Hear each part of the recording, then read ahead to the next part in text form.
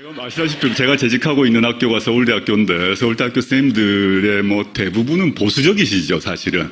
매우 보수적이신데 제가 진보적이라서 전 서울대학교 2001년에 채용되었는데 진보적인 이유로 저를 뽑지는 않았을 거 아니겠습니까? 공부도 잘했다는 얘기지. 내치지 않은 이유는 학교 내의 문법, 학교 내의 요구를 제가 일정하게 하고 있기 때문에 지금 여기까지 와 있지 않겠습니까? 잘난 척을 너무 심하지 않나. 그리고 많은 분들이 제가 여의도에 있을 거라고 많이 생각하는데. 그러니까 반정치인처럼 생각하거든요. 실제 그렇지 않습니다. 물론 여의도에 제 친구 선후배분들이 많이 계시죠. 현직 국회의원들 등등 아주 많이 있는데 옛날 옛 친구들이 많이 있긴 합니다만은 전 주로 학교에 있습니다. 자랑을 이렇게 희한한 방식으로. 그러면은 교수님도 정년 보장이 돼 있나요? 저는 2001년에 채용되고 2004년에 정년 보장 받았습니다. 정년 보장은 아무나 해주나요? 아니 그렇게 잘난 찬스를 또 주면 어떡해요? 잘난 척할. 물론 법적으로 보면 정년 보장 이후에는 논문을 한 편도 안 써도 먹고 살 수 있다는 얘기입니다. 정년 보장의 의미는 통상 한 편도 안 쓴 분은 거의 없고 지금까지 약 한 45편 정도 쓴 것 같아요, 논문은. 뭘 놀래고 그래? 이 사람들이 나를 봐. 교수님들은 저쪽 보시고. 마침 그 김여경 교수 논란도 있었잖아요. 그거를 서울대 안에서는 어떻게 평가하고 있는지 모르겠는데 발언을 잘 안 한단 말이죠. 이런 문제에 대해서. 애초에 법대 교수로 채용될 움직임이 있었었나요? 그러니까 전체적으로는 어떻게 파악하고 있어요? 이게 일종의 정치 공세냐 가족들이기 때문에 아니면은 서울대 교수 사회 내부에서 어떤 분위기 있지 않습니까? 교수 내부 사회에서 있었던 이제 저희가 들었던 것 얘기를 하자면 일단 첫째는 이분은 그 의과대학 즉 단과대학에서 뽑아달라고 요청하진 않았습니다. 그러니까 대부분의 대학은 저를 뽑을 때 같으면 전 2001년에 단과대학에서 이러이러한 전공 사람이 필요하다라고 본부에 올리면 본부에서 허가가 나고 그 다음에 공지가 되면 지원자를 받아서 경쟁을 해서 뽑습니다. 근데 의과대학이나 법과대학 등등에서 이제 뽑아달라고 본부에 요청한 바가 없었어요. 티오가 생겨서 뽑아달라 이건 아니었다. 애초에. 갑자기 위에서 생긴 거죠. 그런 경우도 간혹 있나요? 매우 드물다고 보시면 됩니다. 그러니까 그 김미경 교수 말고 다른 케이스를 알고 계시는 게 있나요? 해외 대학의 교수를 하시면서 아주 그 분야에 아주 큰 상을 타셨다. 이 정도 되면 특채할 경우가 있고요. 근데 김미경 교수님 같은 경우는 그 당시에 이제 우리 김 기자님 말씀하신 법대 얘기는 법대 내부에서도 소문으로 도는 겁니다. 갑자기 법대 쪽으로 이런 얘기가 있다더라라는 얘기를 저도 소문으로 들었습니다. 근데 법대 선생님들이 저를 포함해 좀 깐깐하기 때문에 아마 법대에는 전혀 얘기가 진행이 안 됐던 것 같고, 그 다음에 의과대학으로 옮겨갔다가 의과대학에서도 이제 반발이 있으니까 또 여러 전공을 바꿔 나가서 뽑은 걸로 알고 있습니다. 그래서 당시에 이제 가장 불만이 많았던 분들은 의대 교수님들이죠. 다른 쪽은 이 진행되는지를 최근에 이렇게 자료가 공개되기 전까지는 이 인사사항은 극비입니다.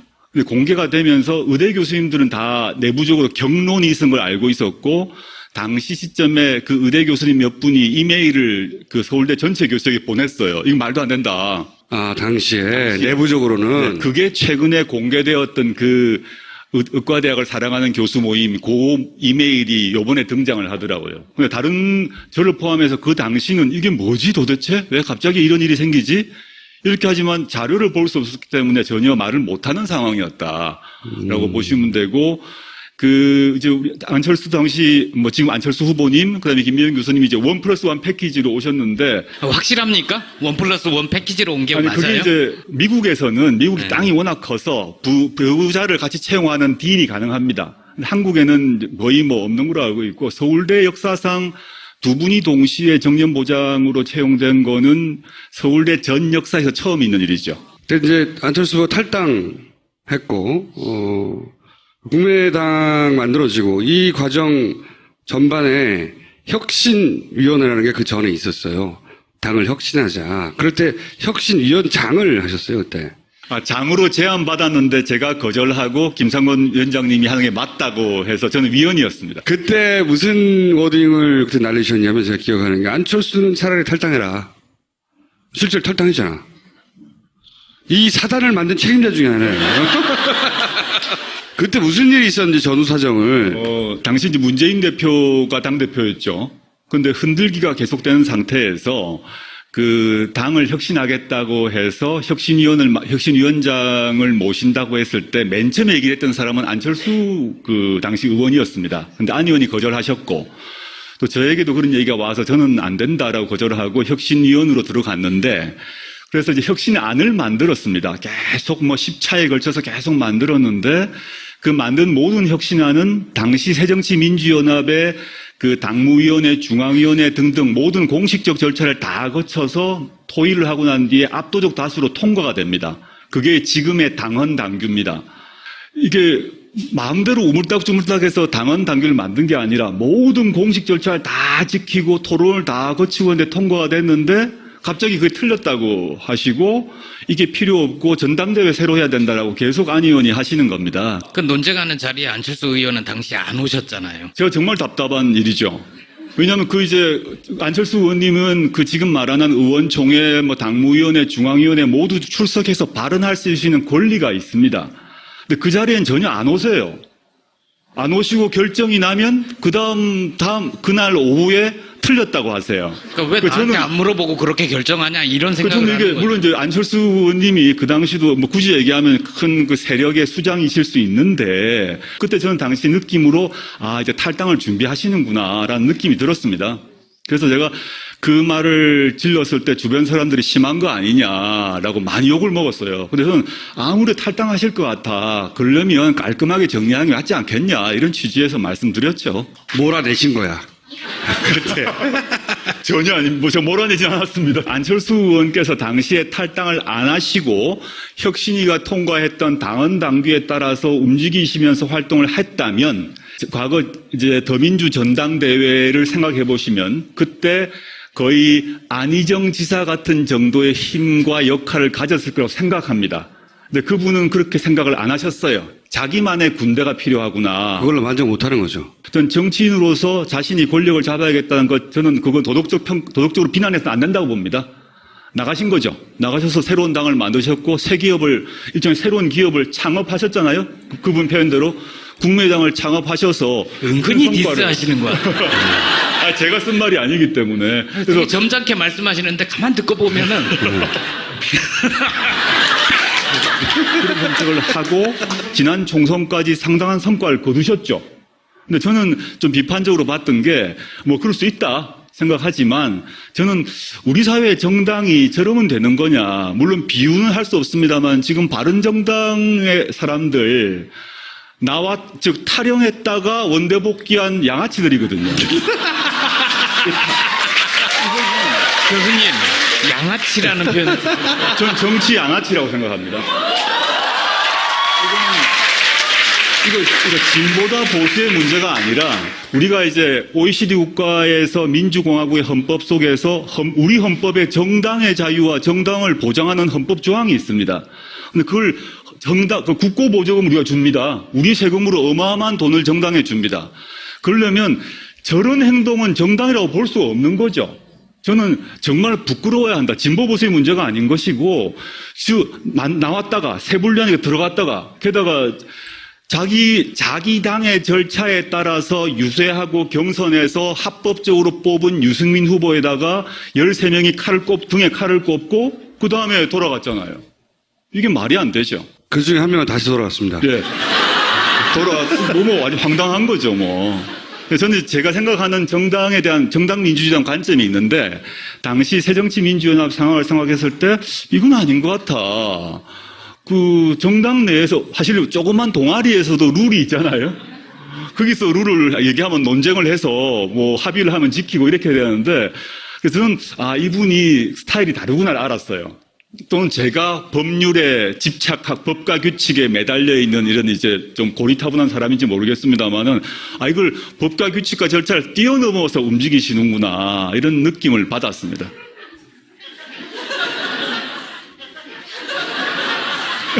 또 디스인가요? 아니, 그러니까 말을 너무 잘하잖아요. 뭐 얘기하다가 말도 막히고 그래야 되는데 이 정도면 제가 보기엔 정치를 직접 해야 되는. 정치를 왜 직접 안 하십니까? 전혀 아니고요. 그런 생각은 전혀 없어요, 앞으로? 뭐 우리 총수님이나 우리 김 기자님 아시겠습니다만 여러 가지 제안들이 많이 있었던 건 사실이 있고 출마하라 뭐 또는 이제 왜 입만 떠드냐 실제 나와서 해보지 뭐 여러 가지 즉 왼쪽 오른쪽 모두에서 비판이 있는 것 같습니다. 한쪽은 입을 닫아라라는 거죠. 즉 공부나 해라라는 얘기고 한쪽은 왜 입으로만 떠드냐 사표 내고 나와라 정반대의 요구가 있는데 제가 이제 만약에 했다 그러면 대학원 시절 대학교 졸업하고 이때 아마 해버렸을지도 모르겠습니다. 그때 저 친구들이 지금 사적으로 친한 친구들이 실제 국회의원들을 많이 하고 있습니다. 여러 명이 실제 하고 있고 뭐 초선, 재선, 3선 이렇게 있는데 저는 그 시기에 이제 지금 제가 가야 할 길을 선택을 했고 근데 제가 정치 문제, 뭐, 폴리페서님은 욕을 먹고 있습니다만은 제가 앞으로 해야 될 일은 뭐, 지금 같은 뭐, 정치 참여를 하는 거고, 하나 더 하자면, 과거 이제, 문재인 대표가 당대표 때 제가 혁신위원을 해서 당을 좀 바꿔보려고 했다면, 그 정도의 그런 역할은 제가 할 수 있다라는 생각을 합니다. 그게 어떤 일이든 간에 뭐, 할 수는 있을 거다. 근데 제가 이게, 뭐, 정치인이 친구나 가족으로 둔부시면 알겠습니다만, 직업으로 정치인을 한다는 것. 그거는 말 몇 마디 잘한다, 글 잘 쓴다고 다른 문제가 있습니다. 직업 정치인 제 친구들, 친한 친구들 보게 되면 아침부터 밤까지 완전히 대중과 함께 살아야 됩니다. 꼭 그렇지는 않아요. 눈것 때는 그런데. 근데 완전히, 지금도 전국을 돌면서 몸으로 뛰죠. 정말 아침부터 밤까지. 그거가 너무너무 소중하고 중요한 능력인데 저는 그렇게 훈련되지 못했다라고 보고 지금 제가 잘한다고 얘기되어 있는 그런 것들을 잘하는 쪽으로 훈련되어 있죠. 2012년에는 문재인 후보 지지 유세도 꽤 많이 하지 않으셨나요? 이번에도 좀 하셨나요? 12년엔 전국 돌았죠, 사실은요. 네. 2012년 때는 제가 작정하고 뭐 광화문 유세도 했을 뿐만 아니라 전국을 다 돌았고요. 요번에는 전국을 돌지는 않고 있고 조금씩 하고 있는데 지금은 저는 이렇게 생각합니다. 그때와 다르게 뉴페이스가 필요한 시대다. 문재인 후보를 위해서 저도 TV 찬조 연설을 하긴 했는데 2012년에는 국내용을 했습니다. 근데 이번에는 아마 못 보셨겠습니다만 재외 동포용을 했습니다. 해외에서 먹히는 얼굴이라는 거죠. 기분이 나빠요, 나는 이런 게 다.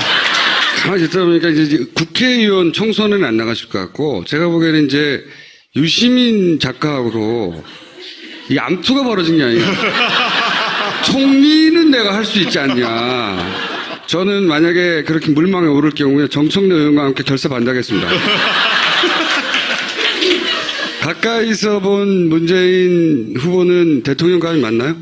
제가 청년 시절의 대통령의 모습은 뭐였나 하면 그 오른쪽으로는 박정희가 있는 거죠. 그 왕이었어요. 저는 그 종신왕이라고 생각했죠. 제가 고등학교 시절까지. 대통령이 바뀐다는 걸 상상을 하지 못하고 살았어요. 근데 갑자기 총 맞았는 상황이지만. 근데 반대편은 김영삼, 김대중 이런 분이 계셨고 그분들도 카리스마가 엄청났습니다. 근데 그 뒤로 이제 이어서 여러분들을 봤습니다만 우리가 노무현 대통령을 봤지 않습니까? 이제 노무현 대통령의 스타일은 다 아실 건데 우리가 이제 과거 카리스마가 강한 이런 대통령에 익숙한 것 같습니다. 리더십도 그렇게 보는 것 같습니다. 그 점에서는 문재인 후보가 그런 카리스마를 안 갖고 계세요. 그리고 저는 김대중 대통령이나 노무현 대통령에 비하면 말씀도 잘 못합니다. 그분들에 비하면 그 토론 이런 것들 촌철살인 애드립 잘 못하시는 분이라고 제가 보입니다. 근데 제가 가만히 보니까 왜 지금 시대에 사실은 2012년도 마찬가지지만 지금 시대에 이런 분이 필요할까 생각했는데 몇 가지 갖고 있는 덕성이 있습니다. 그러니까 DJ나 노통이 갖지 못한 덕성일 수도 있는데 제가 혁신위원을 하면서 한 8, 9개월 동안 당 최고위원 회의를 계속 제가 참석을 했는데요. 공식 회의 안팎에서 보게 되면, 첫 번째 덕성이 뭐냐면 경청력입니다. 자기한테 좋은 소리건 싫은 소리건 너무 잘 들어줘요. 계속 들어줍니다. 그 다음에 이게 같은 얘기기도 한데, 자기한테 싫은 소리하고 막 이제 흔드는 것, 이 인내력이 아주 강해요. 생각보다 인내력이, 어떻게 봐서 사람들이 이제 신사다, 점잖다, 이렇게 실제 그러하신데, 신사다, 점잖다, 이런 것이 이제 뭐 무골호인이다, 이런 의미가 아니고, 아주 잘 참아요. 잘 참 가만히 있고, 눈만 껌뻑껌뻑, 이렇게 이분이 눈을 껌뻑껌뻑 하면 참는다는 얘기라고 생각하시면 됩니다. 제가 가까이서 이렇게 보면, 또 화가 나면 눈을 갑자기 크게 이렇게 소처럼 이렇게 떴다가 깜빡 이런 습관이 이렇게 하지 않습니까? 근데 홍준표다, 노통이다, 그러니까 좌우가 다르지만 바로 말로 카운터 펀치를 날린다면 문의 특성은 막 공격이 나오고 화가 나도록 하면 말을 하지 않고 보통 이렇게 눈을 그러니까 껌뻑껌뻑 하면 그때 사귀는 거죠. 그때 이렇게 사귀었다가 말을 하는. 그 다음에 하나 더 말씀드리고 싶은 거는 아까 대통령의 덕성인데 엄청난 원칙주의자입니다. 매우 원칙주의자입니다. 아까 신사란 이미지 때문에 그냥 이렇게 뭐 악수 잘하고 할 것 같습니다만은 다른 말로 하면 고집이 센 거죠. 고집이 셉니다. 원칙주의자란 말은 제가 혁신위원 할 때만 생각해 보게 되면 위원을 제가 받아들이는 조건으로 그 당시 문 대표님에게 우리 혁신안을 만들게 되면 문 대표님 또는 문 대표님 사람도 날아갈 가능성이 있다. 그에 대해서 간섭할 거냐 안 할 거냐에 대해서 간섭하지 않겠다는 걸 지켜달라라고 얘기했습니다. 일체 뭐 전화해가지고 이건 좀 봐줘라 뭐 이런 거 있을 수 있잖아요. 언론이 나지 않지만. 근데 저한테 혁신위원 그 전체 기간 동안에 7, 8개월 동안에 한 번도 전화를 안 했습니다. 안 친한 거 아니에요? 근데 보통 그 경우 제가 모르는 사이도 아닌데 문자를 보내거나 전화 한 통화 할 수도 있는데 한 번도 전화를 안 했습니다.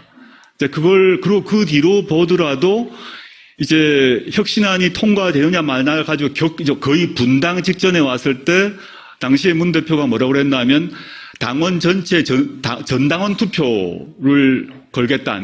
이게 혁신안이 통과 안 되면 내가 대표직 그만두겠다는 것을 전당원 투표에 걸겠다라고 대표직을 걸었습니다. 사람들이 막 결사적으로 말렸어요.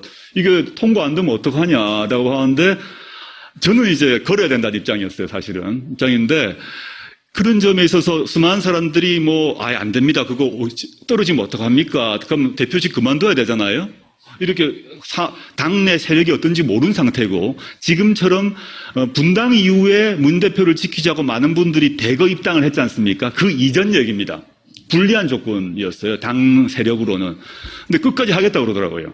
그래서 이분이 그 경청을 하는 사람이고 비판적인 말을 인내를 하고 경청 인내 후에 자기 입장을 정해요.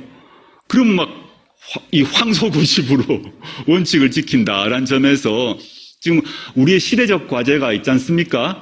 그게 경제위기, 국방위기 문제, 민생위기 이런 문제가 있는데 저는 아까 전제했습니다만 문 대표가 말 언변이 이렇게 탁월하지 않습니다. 그런데 이 사람이 말이 끊어지기도 하고 중언부언하기도 합니다만은 저 사람이 뭔가 내가 하겠습니다라고 하는 게 있어요. 그건 무조건 할 사람이다. 라고 저는 믿어 의심치 않습니다. 계속 많은 이야기를 하도록 내버려 둘수록 점점 더 멋있게 보이기 때문에 빨리 끊어야 되겠다는 생각이 들고 이 법학자로서 그리고 이제 오랜 세월 정치판에 대해 관심을 가지고 지켜본 사람으로서 이번 대선의 의미가 뭡니까? 12월에 해야 될 대선을 5월에 하지 않습니까? 그 이유가 뭐냐를 생각하면 박근혜 최순실 일당의 국정농단 아닙니까? 박근혜 최순실 일당의 국정농단이 뭐냐? 헌법과 법률을 마음대로 어긴 거죠. 전 법학자로서 물론 일반 시민들도 분노했겠습니다만 법을 가르친 사람으로서 이건 말도 안 되는 얘기를 한 겁니다. 이제 권력을 가진다는 얘기는 뭐냐 하면 우리가 투표로 대표를 뽑는다는 얘기는 그 사람에게 인사권, 그 다음에 국민 세금의 사용권을 5년간 주는 겁니다. 근데 그걸 헌법과 법률을 완전히 어긴 상태에서 만들어서 나라꼴을 시쳇말로 개판으로 만들어 둔 거죠. 그러니까 진보 보수의 문제를 떠나서 저는 이번 대선의 역할은 헌법 정신을 바로 세우는 것이죠. 이게 진보 보수의 문제로 됐다면 탄핵 자체가 불가능했을 겁니다. 바른정당의 사람들이 탈당해가지고, 바른정당을 만들어가지고 탄핵에 동참했지 않습니까? 물론 이제 홍준표 쪽에 자유한국당은 얘기할 필요가 없으니까요. 그래서 이걸 정말 우리가 요번 앞으로 5년 동안 문재인 후보가 대통령이 된다 그러면 5년간 할 수 있는 일이 공약을 다 지킬 수 있을 것인가? 쉽지 않다고 봅니다. 아무리 문재인이라 하더라도. 저는 문재인 대표가 되시고 그 뒤에 또 5년 또 그 다음에 5년 이렇게 해서 요번 2017년에 문재인 후보 입에서 나왔던 공약, 여러분들이 받았던 공약집이 완성되고 실제 실현되려면 10년 이상 걸릴 거라고 봅니다. 근데 지금 시점에 문재인 정권이 해야 될 일은 가장 기본적으로 나라의 뿌리를 새로 박는 거죠. 기둥을 새로 잡는 걸 먼저 하고, 그게 이제 1차적인 것 같고요. 법학자 입장에서는. 그에 기초해서 두 번째는 저는 민생위기라고 봅니다. 이 민생이 워낙 안 좋은 상태이기 때문에 저는 국가의 안보 문제나 이 문제는 다르게 외교적으로 처리할 거라고 보고, 우리가 외교 문제를 우리가 나서서 해결할 수는 없지 않습니까? 그거는 이제 청와대와 외교부 등등에서 할 거라고 믿어 의심치 않고요.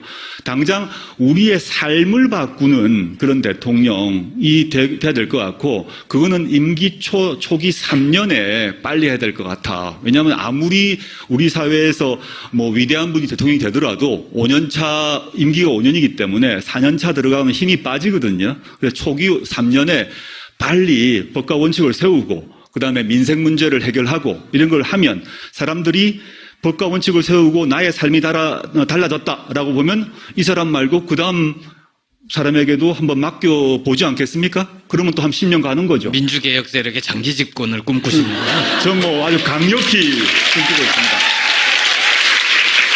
저는 이게 안철수 후보께서 말씀하시는 게 과거와 미래의 대결이라는 얘기 많이 말씀하시고 참 좋은 말이라고 생각합니다. 근데 저는 이제 구호보다 사람을 봐야 되는데, 여기는 문재인 후보가 있고 안희정이 있고 이재명이 있고 박원순이 있고 김부겸이 있고 등등등이 있다면, 여기는 안철수 후보 말고는 박지원, 손학규, 김종인 이런 분들이 계신데 어느 쪽이 미래인가? 단어로서의 미래가 아니라 우리는 모든 정책과 비전은 사람을 통해서 실현되는데, 미래를 담보할 수 있는 사람이 어디에 있는가? 저는 단순히 이제 그 미래가 육체적 나이를 가지고 얘기하지 않습니다. 나이가 많더라도 DJ 훌륭하시죠. 근데 그분들이 하시는 비전이 갖고 있는 생각, 행동 등이 그냥 대표적 인물을 비교를 해보자는 겁니다. 우리의 미래를 누구에게 맡길 것이냐? 저는 1%의 재고 없이 저는 지금 아까 말했던 더민주에게 미래가 있다라고 생각합니다. 그렇게 단정적으로 말씀을 하시면 심상정 후보가 좀 섭섭하지 않으실까요? 저는 심 후보님 또 노회찬 의원님, 사적으로 제가 노회찬 의원 후원회장입니다. 잘 많이 모르시는데, 제가 이제 민주당, 더민주에 있는 친구분들, 제 친구 후배들, 근데 제자에 해당되면 박주민 의원도 제가 후원회장인데, 여러 사람이 있어요. 근데 노회찬 의원하고도 제 관계가 오래전부터 좋은 사이입니다. 오래전부터. 저는 당적이 없는데, 정의당 또는 진보정당에 대해서 제가 이제 말씀드리고 싶은 거는, 저는 과거 열린우리당 시절 때를 생각해 봐야 될 것 같은데, 그 당시에 그 말은 지금 더민주와 지금 정의당이 같이 고민해야 할 점이 있다고 봅니다. 열린우리당을 시절에 이제 노통 탄핵 문제가 해결되고 난 뒤에 이 표로 봐서는 열린우리당과 민주노동당을 합하면 다수석을 차지하고 있었어요. 근데 그 시절 조건에서 민노당이 제일 잘 나갈 때입니다, 그때가. 근데 그 당시에 두 당 사이가 별로 안 좋았어요, 사실은. 민주노동당은 열린우리당 보고 아직 부족한 게 많다. 결국은 이게 또 이명박하고 또 새누리당은 결국 근본적으로 같은 얘기 아니냐 비판을 하고, 이쪽에서는 그렇게 급하게 하지 마라 그래서 상당히 많이 싸웠습니다. 이것들 지금도 사실은 보면 후보를 두고 전 심상정, 문재인 지지자들이 많이 싸우고 있지 않습니까? 저는 알고 있는데, 저는 이 우리나라 유권자들, 머리 큰 사람들이 이미 마음을 다 먹고 있기 때문에 너 심 찍지 마라, 너 문 찍지 마라 한다고 마음 안 바꿉니다. 그런 헛된 얘기 할 필요 없이 각자 내가 이 사람에게 끌리면 찍으면 돼요. 그렇게 생각하고요. 오히려 마음을 정하지 않은 분들을 위해서 저는 이제 문재인 후보를 지지하는데 저는 지금 시점에서 이렇게 말씀드려야 될 것 같습니다. 심상정 후보의 정책 또 뭐 논변력은 전 문재인 후보보다 한 두세 배 논쟁 잘하시잖아요. 솔직히 말해서. 근데 또 최근에 논쟁이 됐던 동성애 인권 문제는 그 심상정 후보의 입장에서 옳다고 생각합니다. 그런데 그와 별도로 대통령을 어떻게 누구를 뽑을 것인가의 문제는 나라 전체의 운영을 누구에게 맡길 것인가의 문제인 것이고 그는 문심 개인의 문제가 아니라 정치 세력의 문제이고 119석이란 문제가 전혀 이런 문제를 고려하지 않을 수 없다고 보고요. 그래서 저는 이제 문을 지지하고 있고, 근데 그 후로 저는 심상정 후보로 대표되는 정의당과의 관계가 우당 관계로 서로 경쟁도 하지만 협력을 해서 경제민주화 법안, 민생 법안 등을 협력해서 빨리 좀 통과시키는 쪽으로 갔으면 좋겠다라는 생각을 가지고 있습니다. 마지막 질문을 내가 물어봐 줄게. 직접 물어봐줘. 물어보면 되게 좀 민망하지 않아요? 안 민망해 나는. 그거라도 건질라고. 교수님 생각하시기에 예. 교수님이 김어준 총수보다 더 섹시하다고 생각하세요? 저는 이제 사람마다 취향이 다를 거다 생각을 합니다. 저는 김어준 총수가 갖고 있는 약간 그 야수미가 있지 않습니까? 짐승. 그렇죠. 화풍에도 야수파가 있지 않습니까? 야수파가 있다면 저는 야수파 계열은 아니지 않을까 생각하고 사람마다 다 다른 거죠. 뭐. 이제 그건 들어가세요. 저기 법대에서 법대 쪽으로 이런 얘기가 있다더라라는 얘기를 저도 소문으로 들었습니다. 근데 법대 선생님들이 뭐 저를 포함해 좀 깐깐하기 때문에 아마 법대에는 전혀 얘기가 진행이 안 됐던 것 같고 그 다음에 의과대학으로 옮겨갔다가 의과대학에서도 이제 반발이 있으니까 또 여러 전공을 바꿔 나가서 뽑은 걸로 알고 있습니다. 그래서 당시에 이제 가장 불만이 많았던 분들은 의대 교수님들이죠. 다른 쪽은 이 진행되는지를 최근에 이렇게 자료가 공개되기 전까지는 인사 사항은 극비입니다.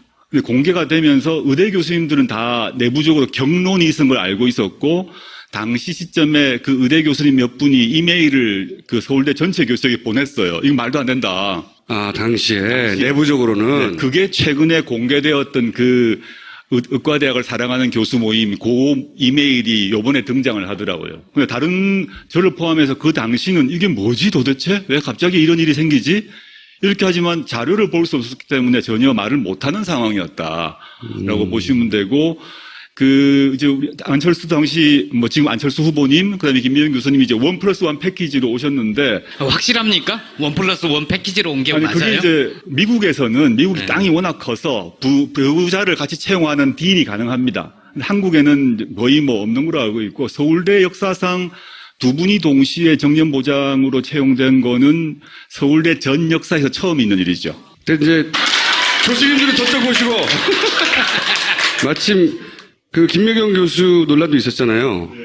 그거를 서울대 안에서는 어떻게 평가하고 있는지 모르겠는데 발언을 잘 안 한단 말이죠. 이런 문제에 대해서. 애초에 법대 교수로 채용될 움직임이 있었었나요? 그러니까 전체적으로는 어떻게 파악하고 있어요? 이게 일종의 정치 공신이야 가족들이기 때문에 아니면은 서울대 교수 사회 내부에서 어떤 분위기 있지 않습니까? 교수 내부 사회에서 있었던 이제 저희가 들었던 것 얘기를 하자면 일단 첫째는 이분은 그 의과대학 즉 단과대학에서 뽑아달라고 요청하진 않았습니다. 그러니까 대부분의 대학은 저를 뽑을 때 같으면 전 2001년에 단과대학에서 이러이러한 전공 사람이 필요하다라고 본부에 올리면 본부에서 허가가 나고 그 다음에 공지가 되면 지원자를 받아서 경쟁을 해서 뽑습니다. 근데 의과대학이나 법과대학 등등에서 이제 뽑아달라고 본부에 요청한 바가 없었어요. 티오가 생겨서 뽑아달라 이건 아니었다. 애초에. 갑자기 위에서 생긴 거죠. 그런 경우도 간혹 있나요? 매우 드물다고 보시면 됩니다. 그러니까 그 김미경 교수 말고 다른 케이스를 알고 계시는 게 있나요? 해외 대학에 교수를 하시면서 아주 그 분야에 아주 큰 상을 타셨다. 이 정도 되면 특채할 경우가 있고요.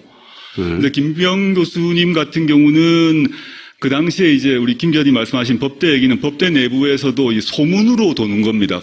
아시다시피 제가 재직하고 있는 학교가 서울대학교인데 서울대학교 선생님들의 뭐 대부분은 보수적이시죠, 사실은.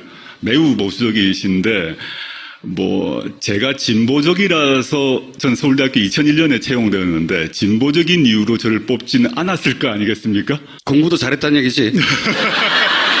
뭐 내치지 않은 이유는 학교 내의 문법, 학교 내의 요구를 제가 일정하게 하고 있기 때문에 지금 뭐 여기까지 와 있지 않겠습니까? 잘난 척을 너무 심하지 않나.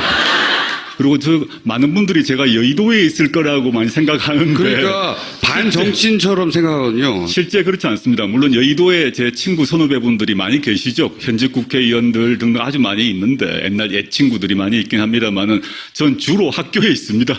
자랑을 이렇게 하는 희한한 방식으로. 그러면은 교수님도 정년 보장이 돼 있나요? 저는 2001년에 채용되고 2004년에 정년 보장 받았습니다. 정년 보장은 아무나 해주나요? 아니 그렇게 잘난 찬스를 또 주면 어떡해요? 잘난 척할. 물론 법적으로 보면 정년 보장 이후에는 논문을 한 편도 안 써도 먹고 살 수 있다는 얘기입니다. 정년 보장의 의미는 통상 한 편도 안 쓴 분은 거의 없고 지금까지 약 한 45편 정도 쓴 것 같아요, 논문은. 뭘 놀래고 그래? 이 사람들이 나를 봐. 담대회 새로 해야 된다라고 계속 안 의원이 하시는 겁니다. 그 논쟁하는 자리에 안철수 의원은 당시 안 오셨잖아요. 제가 정말 답답한 일이죠.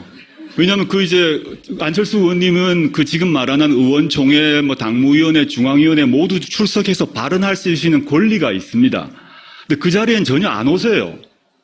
안 오시고 결정이 나면 그날 오후에 틀렸다고 하세요. 그러니까 왜 나한테 안 물어보고 그렇게 결정하냐 이런 생각을 저는 하는 거예요. 물론 이제 안철수 의원님이 그 당시도 뭐 굳이 얘기하면 큰 세력의 수장이실 수 있는데 그때 저는 당시 느낌으로 이제 탈당을 준비하시는구나라는 느낌이 들었습니다.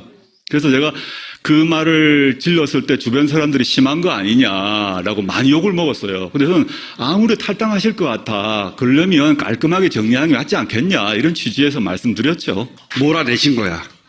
그때 전혀 저 몰아내지 않았습니다. 안철수 의원께서 당시에 탈당을 안 하시고 혁신위가 통과했던 당헌 당규에 따라서 움직이시면서 활동을 했다면 과거 이제 더민주 전당대회를 생각해 보시면 그때 거의 안희정 지사 같은 정도의 힘과 역할을 가졌을 거라고 생각합니다. 근데 그분은 그렇게 생각을 안 하셨어요. 자기만의 군대가 필요하구나. 그걸로 만족 못하는 거죠. 전 정치인으로서 자신이 권력을 잡아야겠다는 것, 저는 그건 도덕적으로 비난해서는 안 된다고 봅니다. 나가신 거죠. 나가셔서 새로운 당을 안철수가 탈당했고, 국민의당 만들어지고, 이 과정 전반에 혁신위원회라는 게 그 전에 있었어요. 당을 혁신하자. 그럴 때 혁신위원장을 하셨어요, 그때. 장으로 제안받았는데 제가 거절하고 김상곤 위원장님이 하는 게 맞다고 해서 저는 위원이었습니다. 그때 무슨 워딩을 그때 날리셨냐면 제가 기억하는 게 안철수는 차라리 탈당해라. 실제로 탈당했잖아. 이 사단을 만든 책임자 중에 하나예요. 그때 무슨 일이 있었는지 전후 사정을. 당시 이제 문재인 대표가 당대표였죠. 근데 흔들기가 계속되는 상태에서 당을 혁신하겠다고 해서 혁신위원장을 모신다고 했을 때 맨 처음에 얘기를 했던 사람은 안철수 당시 의원이었습니다. 근데 안 의원이 거절하셨고 또 저에게도 그런 얘기가 와서 저는 안 된다라고 거절하고 혁신위원으로 들어갔는데 그래서 이제 혁신안을 만들었습니다. 계속 10차에 걸쳐서 계속 만들었는데 그 만든 모든 혁신안은 당시 새정치민주연합의 당무위원회, 중앙위원회 등등 모든 공식적 절차를 다 거쳐서 토의를 하고 난 뒤에 압도적 다수로 통과가 됩니다. 그게 지금의 당헌 당규입니다.